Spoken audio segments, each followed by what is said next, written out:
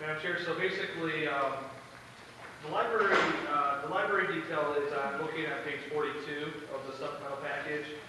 And again, like I mentioned in our first meeting, the library has been separated and put into its own fund because the city has transferred from the county to a city-operated library. So the library board is responsible, just kind of like the tip of the DDAs. The library board is responsible for approval of the budget, and the board actually did approve the 16-17 budget at their last meeting a couple weeks ago. So the numbers are represented on page 42. If you have any questions, we have Teresa and Vanessa here from the library. So if there's any individual questions on the budget itself, they'll be happy to answer it. It's kind of hard when you don't have like a history of everything, but like I said, I think the numbers are pretty good. We expect to have a little bit of a fund balance this year. It has nothing to begin with, so it's good to have a little bit of fund balance to build up. I think I'm going to start doing over my household bills. I'm going to So if anybody has any questions for Teresa or Vanessa? I don't, but I just got to know, like, when you have any, like for this year coming up, what's some of the things you're looking at possibly doing at the library? If there's any changes or anything like that you want to implement or something? Well, yes. Can I just talk from here? Sure, that's fine. Okay. Yeah, we had Chris DeBeer from Library Design Associates come out last week, or a couple of weeks ago. We have a few projects in the library that we're hoping to do.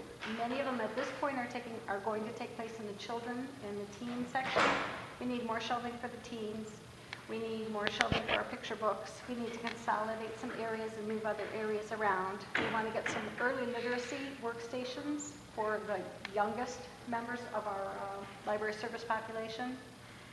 And so different things like that. We don't have a quote on that yet. He came out. Troy from Building and Grounds was there, and Richard from the purchasing office and the librarians. We walked around and showed him what we want. When he gets a quote together, then we'll be presenting that to the board. That's one thing. We've also, as you know, taken on the Braille and Talking Book library, and so we're carving out space within the. There's not a great need for space for that because it's more of a service than a collection. But there are still things that we need to do.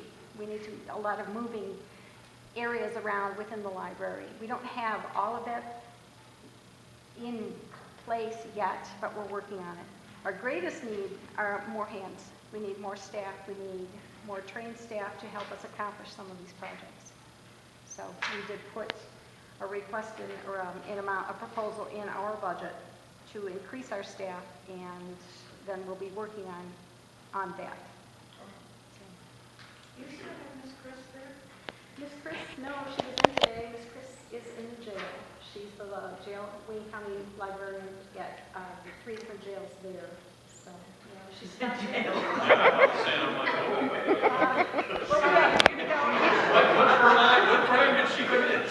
If you do, Did she not bring that library book back? Miss Chris, we all knew she would end up there someday. It's just, it goes along with her. But she's working at the jail now. So. Hey Jason, I got a question here. I see in 2 line items, we got 2 separate line items for office supplies. What's the B2B? That's what I was. Well, that's what, we were going to explain that just real quick, Barry, I was going to comment on that. What BTV is, I forgot the initials, but what that is the Library for the Blind. It's something like Braille talking books. Okay. And we do get a separate funding source, so that's why we have it separated out. Because you do get, if you look on top, we have a state aid / BTV in the revenue area, so kind of like a grant, you got the money in, money out. That's what that represents. But the mayor's going to talk a little bit on that right now. So, Madam Chair, if you guys recall when Wayne County approached us about taking over operation for Library for the Blind, part of that was that there was a contingent grant that was out there that we were going to assume. I believe that should be in here. There's another pocket of money that the Wayne County Friends of the Library agreed to sign off and assign to the Taylor Library for purposes of like funding sources for capital improvements related to library for the blind. Now, that money is not recognized in here. I can't remember, was it around 60,000, Jason?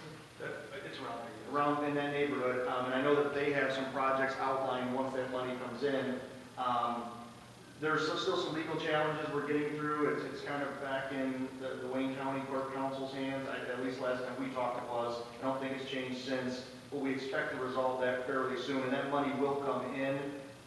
And then, I don't know, Teresa or Vanessa, if you guys want to talk about, some of the projects or related expenses to that you guys have envisioned for the library? Well, we've got a couple different plans. As I said, the greatest need is for staff, but we also have a few different plans. We need more space, we need to rearrange the existing space in the library. We don't have any meeting rooms. Well, we have one small meeting room, and we have the laptop lounge. We need meeting rooms, study rooms, things as that, spaces such as that. So we're trying to figure out ways that we can move, I mentioned before, move what we already have, move it in ways to make such things possible. Can you think of anything? Just kind of increasing some of the technology too to make the library a little more accessible for patrons with disabilities. So. And I'm sure, just if I could just piggyback real quick, one of the things that we looked at before we obviously didn't want to see this go away, and we obviously wanted to try to fit it into the library in the city of Taylor.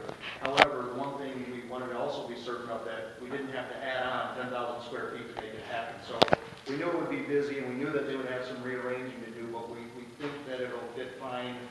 But I know that the money will provide some relief for some of the things that they're talking about, including, I think at some point we were talking about a sidewalk coming in from the bus stop as well, because I think they let out now and they walk across the grass. I don't know if that's funded from here or some other source, but there's some security issues as well that I know that they're looking at. And so there's kind of a wide variety. Did we ever get any of the assets that were at the library for the blind with you, Vanessa? Did any of that? There was a couple of braille printers that did transfer over. We did not get the copy machine. That was the main thing. Is it still there, or did Wayne County move it? Don't know. Don't know. It's listed in the IGA, Jason, that we talked about. It did list the copier in there. Okay. So that's still, I believe, on the table. So we'll reach out to Rudy Hobbs and see if we can get an update on that as well, in addition to try to push this forward with the funding sources. I'm sorry, Councilman. No, Mayor, it's kind of off subject with the same. Did you receive the email about the handicap parking at the library? They've, I don't know, Teresa, if you want to respond to that. There was a study done, this was back in 2005, and at that point, the person who was in charge of the building and grounds, or the DPW, did a study and said the slope, where you would automatically, when you're driving up, where the spaces you would think would be the ones for handicap, because they're closest to the building, it's too great of a slope. Between that and the drainage, it would create an unsafe parking space. So they assigned it at the far end of parking, at the far end of the sidewalk, and there is one space at the north end. We would like to get more, and that is also something that's on our list of things to examine. Okay, so it's not always closest parking lot, it's the safest It's the approach safest. for a handicapped person. Okay. Mhm. Yeah, with some of the words in the email, I think it definitely alarmed all of us, because there was pretty strong words in there, and I was glad that Teresa was able to quickly respond with the history. Thank you. Real quick again, Jason, office supplies, I don't see it in any other department. Do they get their office supplies through you the same thing? They do not. Okay. And as I mentioned, because this is it's another source, it's kind of a restricted source, so obviously we want them to pay for their own office supplies, but I think there's a lot of office supplies that are specific to the library, or the volume of supplies that the library would need, like pencils and all that stuff, library-specific paper and stuff like that. We wouldn't carry it in general supply lockers per se, so that's why we have it separated out for some funds. That's why we have it separated out, because not all office supplies are just general pens, papers, and whatnot. There's departmental specific supplies that fall underneath there, so. Just had a couple of questions about personal services line item here. I can see that there's an increase in that, so I guess my first question would be, what does that reflect in the personal services line item there? I know that with the library for the blind being installed into the Taylor Library and everything else, that there's additional revenue coming in from there, but I know that the mayor said it's not recognized in this budget. So kind of walk me through what additional personnel we're going to have in there in this budget, and kind of how that reflects with the revenue. There's two lines, not two lines, but it's broken out. You don't have that, this is just a narrative that was written, that was presented to the board. And when we were talking about the personal services line, the existing staff, raises were proposed, wage increases were proposed for the existing staff. And then new positions, 130 hours a week, new positions. We don't have the exact breakdown because we were thinking 3 paraprofessionals, 2 circulation clerks, and 2 student assistants.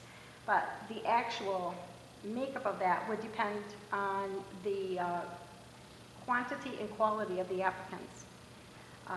So the goal is, again, always to serve the public and to provide more faces at the circulation desk that are well-trained and are able to field some of the questions.